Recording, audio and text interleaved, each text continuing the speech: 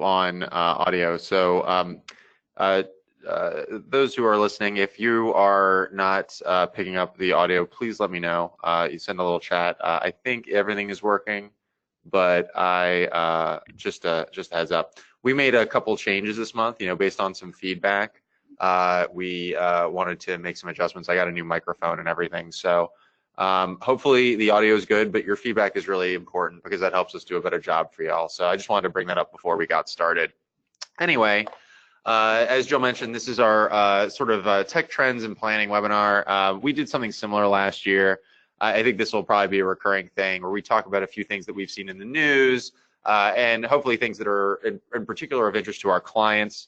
I wanted this to be a little more open-ended, so we put together a few things that we think are important trends to talk about. But if you feel like we didn't cover something, I want to leave a lot of time at the end for Q&A so that you can maybe have the things that you're paying attention to or you're interested in pop up, and we can help you out with that too. So anyway, I'm going to get started here.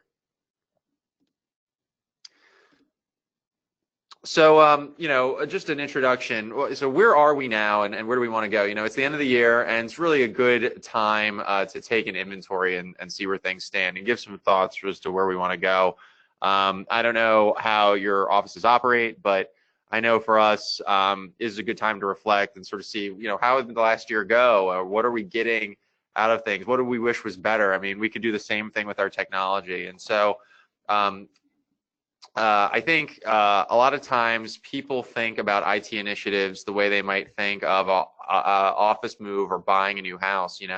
I know that when I purchased my home, it felt like this big run up, and it was like I did all this prep and I did shopping, and eventually we did the contracts and all the paperwork, and we moved in, and then it was like, okay, now it's over. Except for IT, it's more like it's really more about making incremental progress. And so we don't want this to really be the type of conversation where, well, we just did our big overhaul for 2019. We did these 3 initiatives, and now we don't have to think about this for 2 years. Really, good IT planning is really incremental changes where we take small steps and we make sure that we don't put good money after bad, so to speak. So that when we make a technology decision today or start a new initiative or create a new adjustment of some kind to our technology planning, we're doing this in a way where we're building on top of something rather than tearing stuff down as much as we can. It's really not about doing every last thing. It's about understanding how change impacts your organization and adjusting accordingly. So some of the things I'm going to talk about today may not apply to you. They may not be relevant to you. You may have a list of 10 things that you think are important in your technology. And I remember when I was reading the Steve Jobs biography, one thing that really stuck with me is that he used to do these retreats. And at one time he asked all these really smart engineers at Apple, give us all your ideas. Tell us about everything that you want to do this year. And these guys were, they're smart, they're engineers. They gave tons of ideas. And then in the end, he said, okay, well, we could do 3 things this year. And I think that's kind of how you need to think about it. What are the big areas that you're looking to find success in? And focus in on those 3 things. And it's not to say you ignore everything else, but you create sort of a focus to run with. So we're going to talk about a few trends to discuss with your team, and we'll go from there. And again, anything that we don't get through, I'm more than happy to have a follow-up conversation or questions at the end. So the agenda, these were just a few topics that we wanted to talk about. IoT, or the Internet of Things, what is it and how should you think about it? So for those of you who are not familiar, the whole idea of the Internet of Things is that basically we've got devices that things that we used to consider mundane in the past, refrigerators, toaster ovens, televisions, everything, thermostats, things that used to be just considered little tools. Everything is IP enabled and talks on the internet, and so this has profound implications on the industry, both for personal and professional implications. We're going to talk a little about mobility and 5G. I think as we move more into the cloud and do more stuff remotely, as people get more accustomed to doing things on their smartphones and tablets, And as we start to move away from 4G LTE and into what is considered next-gen speeds and service plans from cellular providers, I think that's something we need to talk a little bit about today. The state of compliance standards and regulation. Spoiler, next month we're going to be talking a little bit about the impact of ransomware on technology as a whole, just sort of how it's changing our mindset. But we are going to talk, I don't know why that just happened. Pardon me. We are going to talk a little bit about the general state of compliance as far as we see it, some trends on that. I want to talk a little about the distributed cloud model, the idea of basically investing technology resources into areas of expertise, sort of a divide and conquer model. I also want to talk about personal profiling and privacy, say that 10 times fast, including the impact of social media. So something that's really happening today is basically how data is driving a lot of things for businesses. So how people are collecting this information and using it to form profiles on you, and how that might impact you, as well as how you operate your business. And then, of course, Q&A. Again, this one's a little different because we're really not going to touch every trend. Your feedback's really important. There's probably going to be something that I didn't talk about today that maybe you're curious about. So I want to make sure I leave time for that. So IoT, the Internet of Things, this was really, when we were thinking about the concept for this webinar, this was, I think, the first thing I wanted to talk about, just because every conference I go to, every article I read, and just, even if you walk into a Target or a Best Buy or a Walmart or wherever, and you're doing holiday shopping, I mean, even all of our gifts are really becoming technology enabled. So I felt like this is a super important thing to talk about. Simple definition is when normal stuff connects to the internet and works with data. This can be, again, this can be as simple as a refrigerator that has a little television on it that gets YouTube. That could be an Internet of Things device. It could also be something like a Nest camera. Recently, and let me show some examples here. Recently, I posted on LinkedIn for social media and some education, a story about, I believe it was a Ring doorbell, as a matter of fact, or a Ring camera system, where these folks put the cameras throughout their home, including in their child's bedroom, and it was a way, like a parent was concerned, I want to see what my kids are up to. I want to be able to monitor them. They got home and early, or I'm not in the house. I want to check on the babysitter. These are legitimate concerns.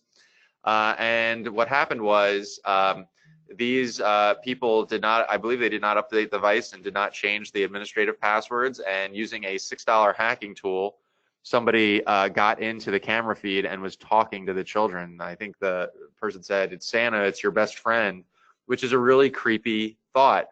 But I think this is really important because most people, when we think about these devices, they think about just getting them in and making sure everything works. But what these folks didn't consider is the security implications of implementing these sorts of tools. And I think that's going to be the big challenge. The tools, the Internet of Things devices, should work and should give their intended purpose.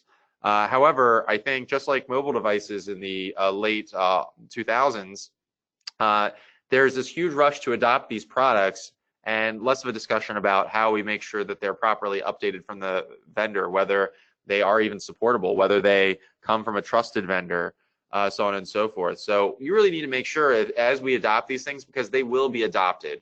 I don't think that there's any kind of question that these things are going to continue to exist. You're not even going to have really a choice in the matter, I think, as these features become more popular and vendors compete with each other on the merits. So I'm skipping ahead a little bit, but there's some serious implications here.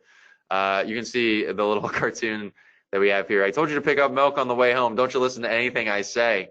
I mean, that's a funny thing, but a future implication of IoT is that you could have a fridge that actually tells you when the milk is spoiled. That's not a totally crazy thought.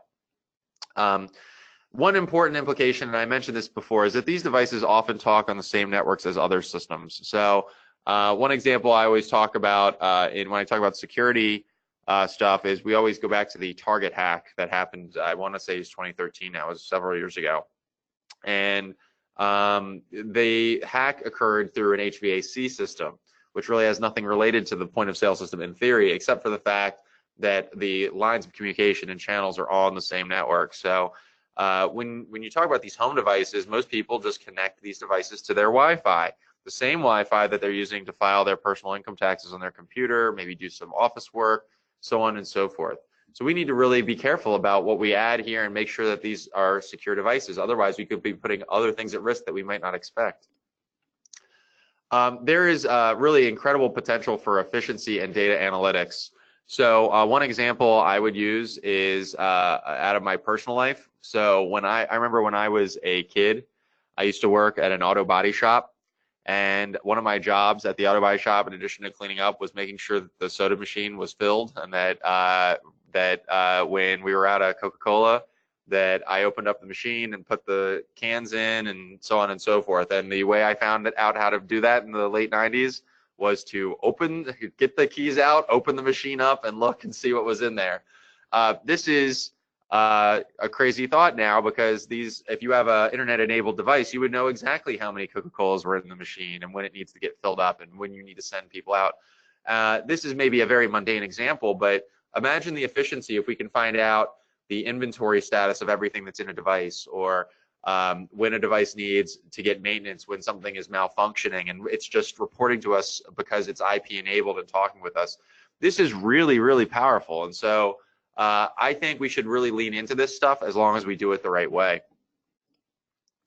In manufacturing and warehousing, I think that this is already sort of disrupting the industry. I mean, you don't necessarily, if everything has RFID tags and everything is Wi-Fi enabled and you can talk, you don't really necessarily need to have as many people doing manual checks of big warehouses and such. I mean, if you take a look at an Amazon warehouse, everything there is operated based on communications.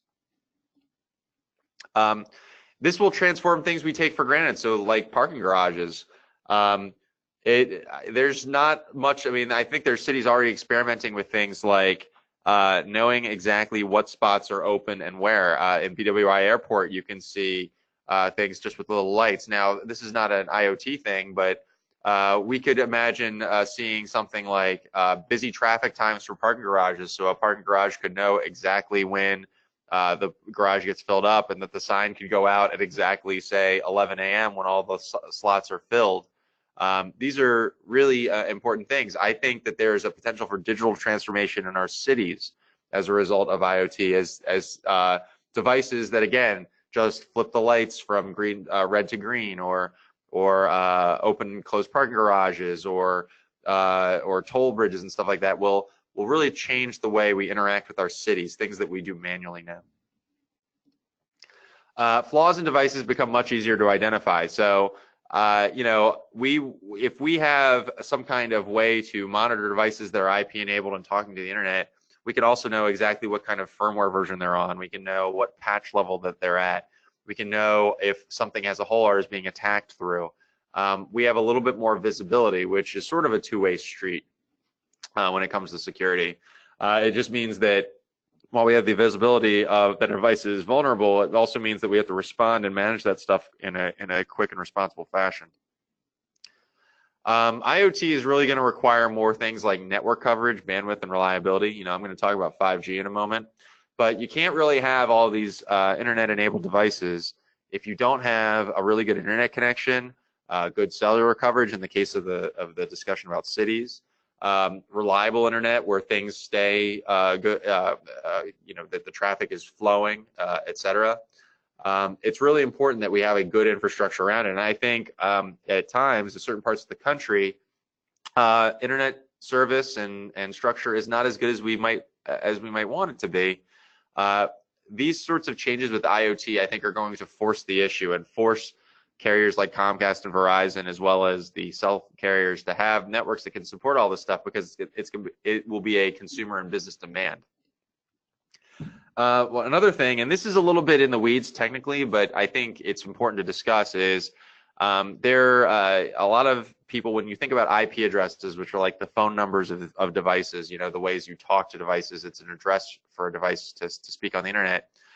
We've been operating in something called IPv4 for a long time.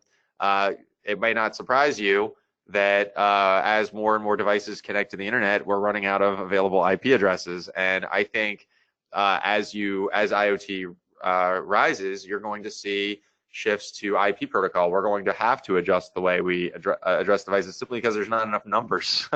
So we're going to be having to make some changes there. And then privacy concerns. So,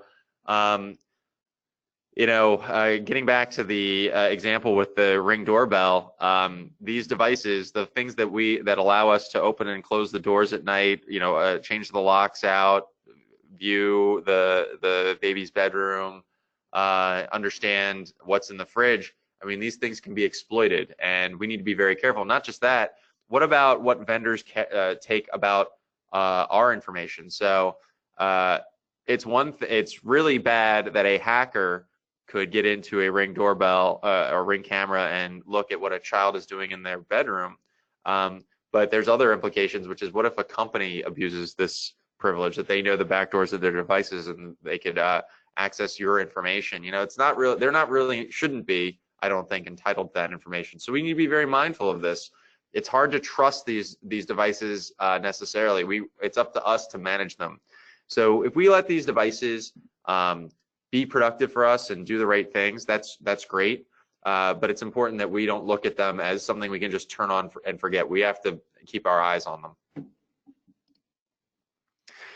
This pivots a lot, and why I wanted to mention 5G. And so how many Gs do I need? Is 4G not enough? I thought 4G was the latest and greatest. Well, the truth is that 4G is a pretty good signal. I mean, we do a lot with 4G signals right now. 5G is just a new standard that is faster than the current 4G. One thing I'll say as we get into this is to not be fooled by marketing. 5G deployment is quite limited as of this time. If I'm to understand correctly, here in the Baltimore, I think Washington's probably maybe lit up by certain carriers a little bit, but I don't believe Baltimore has any real 5G lit up. There was a lawsuit recently about people advertising their next-gen 5G networks, trying to differentiate and claim that their network is 5G. My cell phone, which is a Samsung phone, gets a fake little 5G thing if I'm in a certain area from AT&T, but it's not really 5G. Obviously, as a consumer, this could be quite confusing. So getting to the next point, no, not all 5G is equal.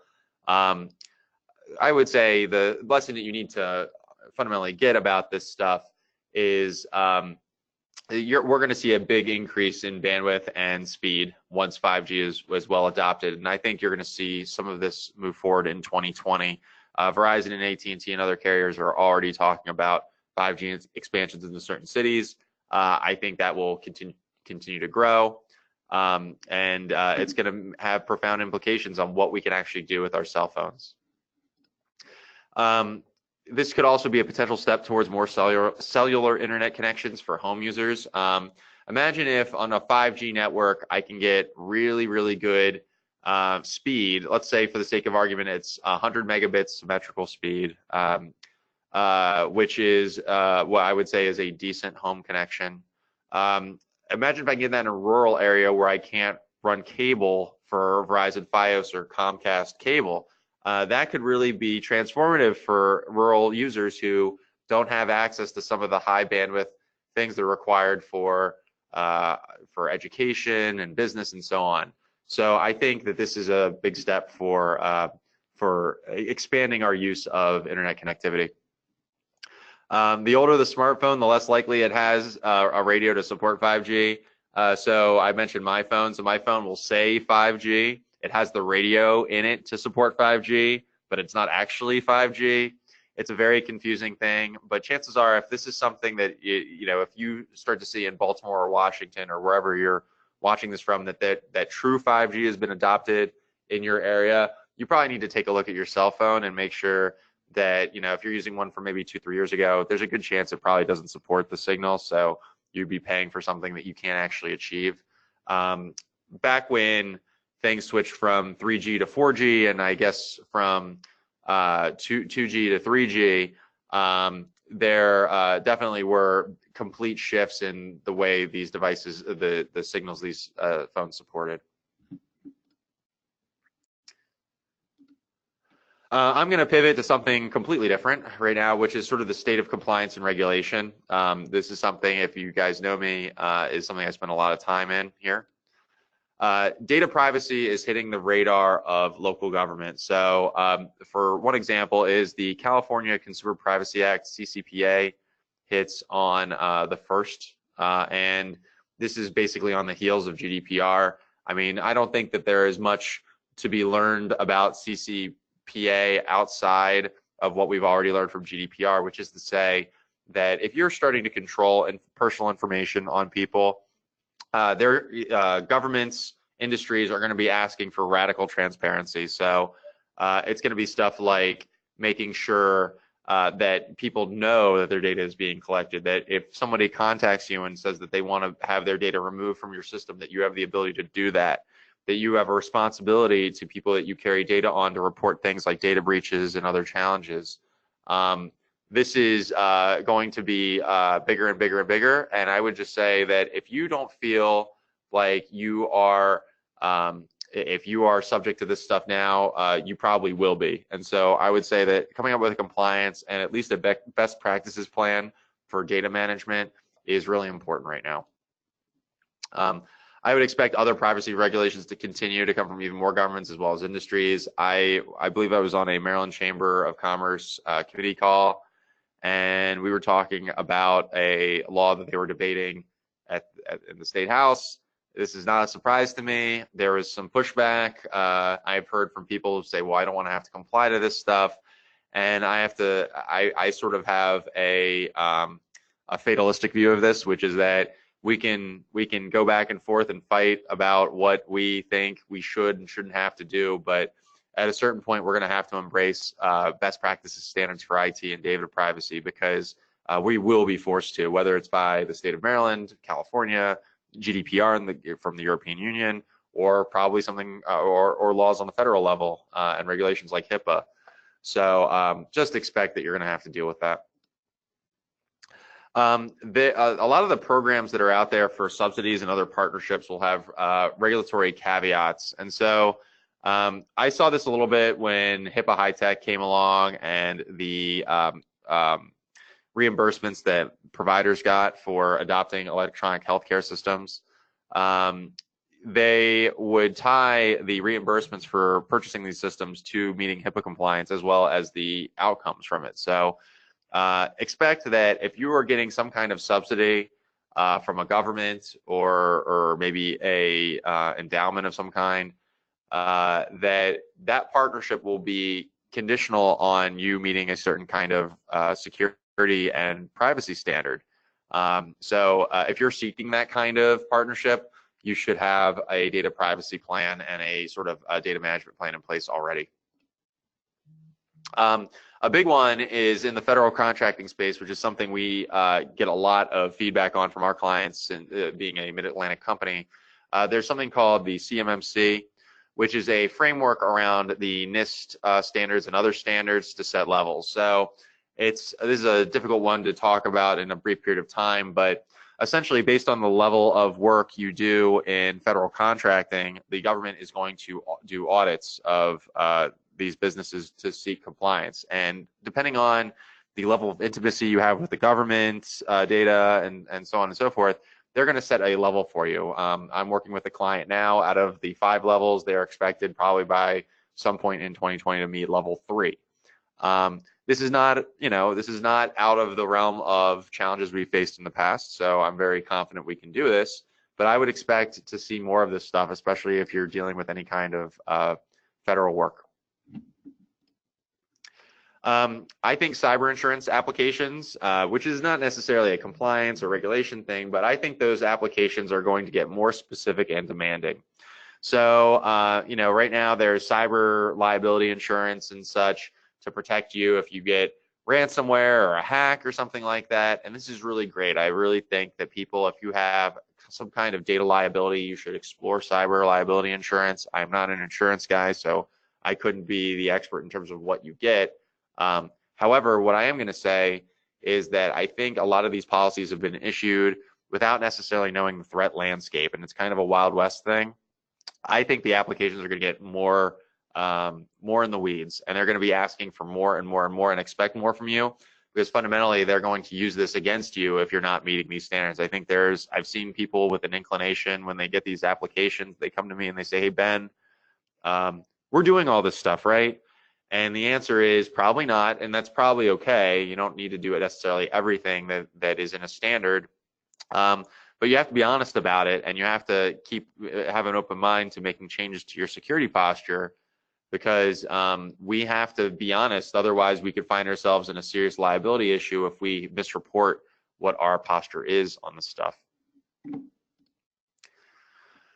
Switching gears for a moment, the distributed cloud model, this is another area where we wanted to touch on. So the distributed model, and this is kind of a long-term thing, but I think it's more being applied now as people are moving to the cloud, it's basically a model where you think of the factory line, and if you are building some kind of widget that one worker doesn't do the entire widget. You know, one person works on part A, another works on part B, and another works on part C.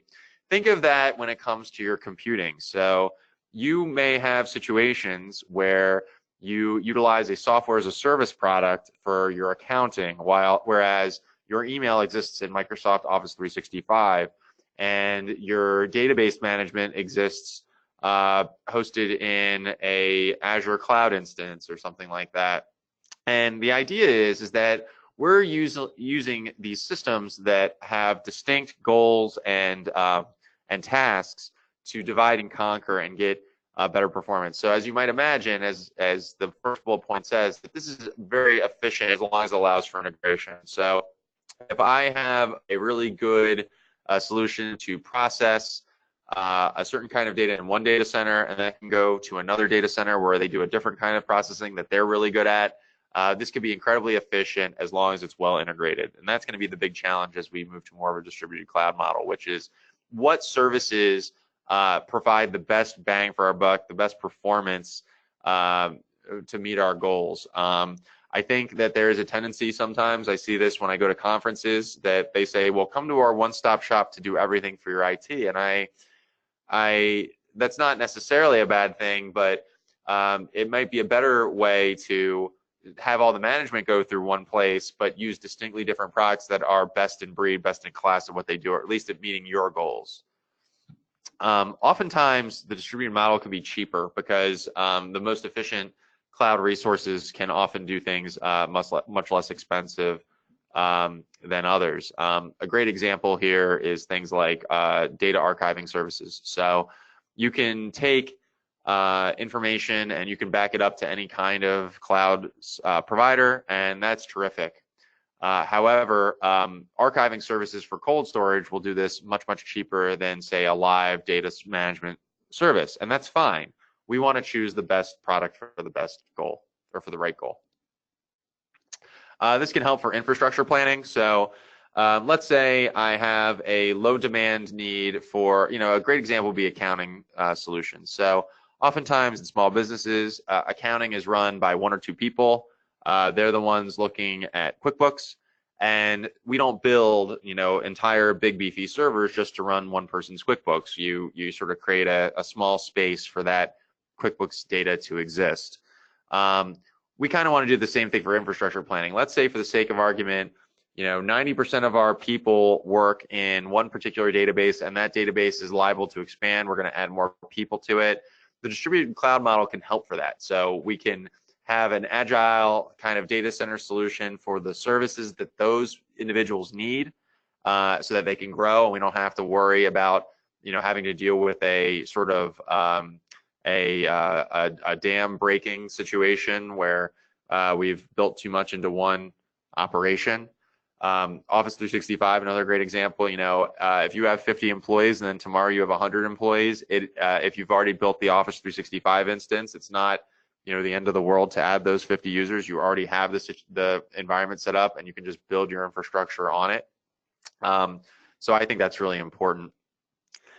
This will be necessary for IoT as it expands. So speaking about the IoT stuff, it's really good when some computing can happen in different places. So you could have let's say you have some kind of diagnostic device in a medical environment, and it's connected to the web, which then talks to an EMR elsewhere. You want that device locally to process as much information as it can locally before it sends that data off to the EHR, because the device is really good at processing that information, whereas the EHR might not be as good at processing it. Now, maybe this is a little bit of a maybe this is a little bit of a in the weeds thing, but I think for sure we need to consider how we can distribute our computing. Distributed doesn't necessarily have to apply to cloud infrastructures either. I would say most people are in what I would call the hybrid cloud model. So if you're using the hybrid cloud model now and you have local servers to say run your CAD drawings or your graphic design or what have you, and then you have hosted servers to run your email and your file shares and so on and so forth, you could still apply a distributed model. It's just a matter of where stuff is hosted. Personal profiling and privacy. So this is more than just collecting information. So what this essentially is it's tying multiple pieces of information about you to make an educated guess about who you are and what you care about. A great example would be on Twitter or Facebook. So you probably see ads on Twitter or Facebook that assume things about you, that maybe you have a political candidate that they think you support, or that they think you want a certain product. Well, those recommendations don't come by accident. They're looking at things like what areas you're browsing within the application. They're looking at things like your personal demographics. When you tell Facebook how old you are, Facebook's going to guess that because of that, you're going to have specific interests. Maybe some of the posts you reply to or some of the things you say. They're trying to use your information for their benefit, not necessarily for your benefit. Maybe it is beneficial to you, but you don't necessarily know that. Expect to see more of this tailored stuff. And people want to know, well, how do they know all this stuff about me? And the answer is it's not very hard. They take information that you volunteered for them, that they've collected on you, and they form these profiles. It's kind of scary, which is one of the reasons I say be very careful about what you share. I'm me personally, like I don't worry too much about people knowing that I have a couple cats at home or that I like to play video games or perhaps some of my personal politics. I'm not necessarily concerned about that, but you might not want to use social media to share some of your most intimate information if you feel like that information can be used in a way that you might not like. This can be legal under regulations like GDPR. So just because it seems like they know too much about you, if you volunteered the information, them creating a profile on you is a very legal thing. So another thing I'll say is if companies can do this, so can scammers. Oftentimes when I am looking at phishing attacks and people ask me, well, how did they know all this stuff about me? How did they know when they sent me this phishing email that I would be interested in this HR thing? And I would say they probably looked at your LinkedIn. They probably somehow got other personal information about you that was publicly available, and they created a profile on you. And then they send you attacks based on that profile. Or they're sending you things that are so generic that they can apply to anybody, but it just seems intimate, kind of like a cold reading John Edward sort of, psychic situation. So just keep that in mind. Just because you get an email that seems very personal and intimate, they may be profiling you and sending you a scam. As I mentioned before, you need to be careful about what is shared online. I mean, just know that when it's out there, even if you think it's just for my friends on Facebook, it's just for this private conversation chat that I have on Facebook or something, or on my LinkedIn, you can't trust that it ends there. You don't know how other people might handle that information. You don't know how the companies might handle that information. I have a very complicated relationship with Facebook personally, but I think recent news can tell you that you can't necessarily trust everything about that company and what they do with your information. They're just not worthy of it. So that's it for the prepared content. We welcome questions. What did we not touch on that you would like to hear more about? While we're waiting, I will talk a little bit about the next webinar. So on January 29th, back on our normal last Wednesday of the month schedule, we don't have Christmas. We're going to talk about sort of the ransomware cascade effect. So we're still working on the content, but it's going to be about things like the landscape, how vulnerable you are, how you can be prepared, how your organization might be impacted, strategy to prepare yourself, and sort of a forward-thinking look. I think, for example, that the attack that occurred in the city of Baltimore has profound implications about how people interact. So just keep that in mind. I'm gonna have a lot of stuff to talk about, and ransomware is a really big issue right now. With that, I'm gonna hand it back to Jill. I don't know if we got any questions. Jill, can you speak up? I certainly can. And you did say you had some trouble hearing me, so if the sound isn't coming through, I'll type you the questions and you can read them. Great. Do I sound okay? Or you sound great now. Okay, great. Okay. Here we go. Question: does DP Solutions have a questionnaire I can provide to my users for how aware they are of phishing scams? I don't have a questionnaire necessarily. What we can do, is I would say that we have a lot of prepared content that we can share that we've done in the past about phishing in general. I'd have to dig through some of my stuff, but like an education they have. We also do phishing testing, so as a service. So we'll do phishing testing and security awareness programs where we will do regular tests as well as general security awareness. So I would test your people anonymously and just send them a test and try and catch them. Of course, if they get caught in a fake phishing email that I send, they don't get ransomware or anything like that, but it's just an opportunity to educate. And what we find, and I can produce data that speaks to this, is that once you start testing your users on phishing and you actually send them phishing exercises, what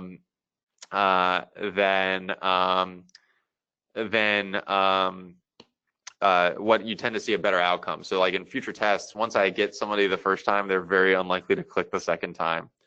So I see that question, I think it's from Steve here. So we can do a little follow-up chat if you like, and sort of get into your specific needs. But yeah, I encourage any of you, my email address is below. You can see it's bschmerler@DP Solutions. Phishing, security awareness, very eager to talk about it. It's a really important thing. We talk a lot about protecting from vulnerabilities, being compliant, all this other stuff. And that's all important. We need to have the right technology tools in place. But the most powerful deterrent to security incidents on your network will be your end users and their awareness and the way they communicate with one another. So I really believe in that. And there's obviously an investment to be made in time and energy and money and training.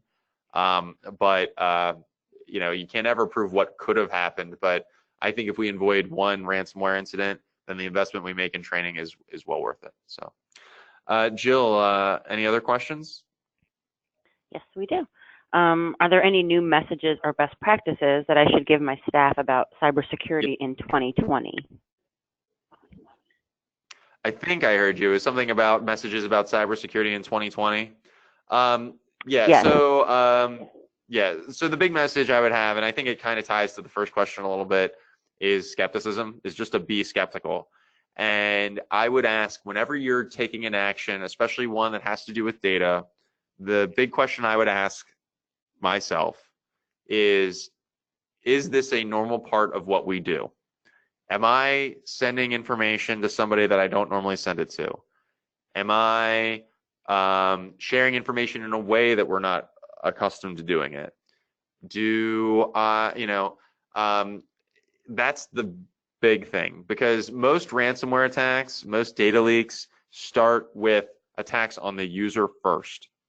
That's the big one. The other thing I would talk about in terms of things to look out for and be careful on the security end is multi-factor authentication. Again, maybe I'm a broken record by now. I'm sure several people on this call have probably heard this, but if you have a account and behind that account is sensitive data that you care about not being breached, I would suggest enabling multi-factor authentication. Office 365, for example, we are making it part of our default configuration now to do 365, and we're going back and for older clients who got this early, we're putting that in because I don't really believe that a username and password is enough to really give me the confidence that an account is reasonably protected. So I would think about what's behind the gate. Once you log in, what's behind that? And if it's really valuable, then we need to have multi-factor authentication set up to really be sure that we're the ones that are accessing it. That's a huge thing. You're going to see it pop up more in compliance standards, and I can't recommend it enough. Any more, Jill?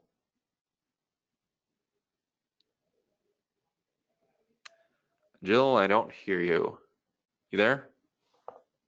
Okay, Jill just sent it to me. What hardware, software upgrades should I need to account for in 2020? What is coming up on end of life? So, Windows 7 and Server 2008 are ending life in early January. On the Windows 7 PC side, I would highly, highly, highly recommend that if you have not replaced your Windows 7 PCs yet and you have the ability to do so, to please, please do so, because you don't have to go that far back, but a lot of the attacks with ransomware of the last couple of years occurred with Windows XP machines, devices that Microsoft does not provide patches and updates for. And so I strongly, strongly recommend replacing those devices. Server 2008 as well is going end of life. There are other options for that. Obviously, replacing a server is a little different than replacing a PC. That's a critical one. In general, I would also look at the lifespan of maybe some of your networking equipment and hardware. Most stuff after maybe 3, 4, 5 years usually loses support from the vendors, so they might not get any additional firmware security upgrades. Obviously, with some of the other things that I talked about today, like speed of communications, Internet of Things, etc., you can't really use a 100 megabit switch if you're going to start using IoT devices, or you're really trying to share a lot of data. So I would say when you're hitting any kind of device at that 4 or 5 year mark, you need to have a discussion as to whether that thing really fits anymore. That's in general, but the big one coming up is the Windows 7 and Server 2008 items. This applies also, by the way, to the phones. Apple dropped support on phones after a while. Same with Android phones, that at a certain point, a phone that's maybe 4 or 5 years old, you got to make sure it's getting the latest updates from Google and Apple, because these devices are attack vectors, and those are going to be more on a case-by-case basis because there are so many out there. But if you have any questions, we'd be happy to help you on that. Jill, any other questions? If you want, you can chat them to me and I'll read them out. Let me see. Can you hear me? I can hear you again, yeah. For some reason you were garbled. No, we don't have. Oh, okay. No, I don't see any more questions coming in, so I think we can go ahead and wrap up. All right, great. Well, thanks everybody for attending the webinar today. Really appreciate it. As always, we'll have a recording up. If you have somebody you want to share it with, or you have some questions maybe you weren't comfortable writing up here and you just want to talk, please, by all means, reach out to me. bschmerler@dpsolutions.com. Please register for the webinar next month. We'd be happy to have you. Yeah, reach out. I think education is super, super important, and I love doing these webinars because it gives me a chance to be able to share information and empower you. So thanks so much. I hope everybody has a terrific holiday season, New Year, all of it. I know I'm looking forward to it, and I'll see you all in 2020.